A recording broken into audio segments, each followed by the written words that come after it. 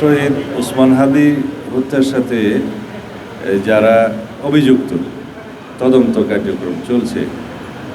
একবার চার্জশিট প্রদান করা হয়েছিল, সম্ভবত নারাজি দেওয়ার কারণে পুনরায় তদন্ত হচ্ছে।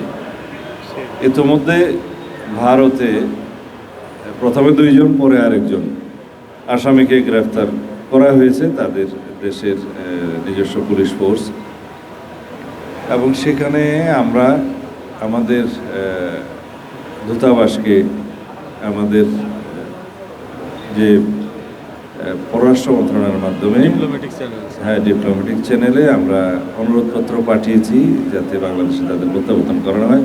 এখানে স্বরাষ্ট্র মন্ত্রণালয়ের ভূমিকা হচ্ছে আমরা আনুষ্ঠানিকভাবে গ্রেফতারি পরোয়ানা সহ আমাদের অনুরোধপত্র পররাষ্ট্র মন্ত্রণালয়ের মাধ্যমে আমরা প্রেরণ করেছি যাতে এক্সট্রাডিশন চুক্তি অনুসারে সেই সমস্ত আসামিকে আইন মাফিক বাংলাদেশের কাছে হস্তান্তর করা হয়।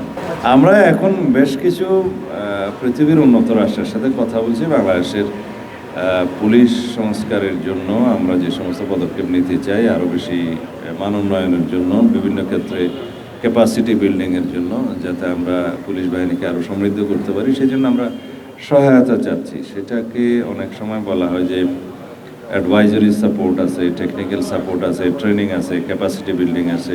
এই সমস্ত ক্ষেত্রে আমরা যেখানেই উন্নত রাষ্ট্রগুলোর কাছ থেকে সহায়তা পাবো তাদের কাছ থেকে সেই সহায়তা চাচ্ছি।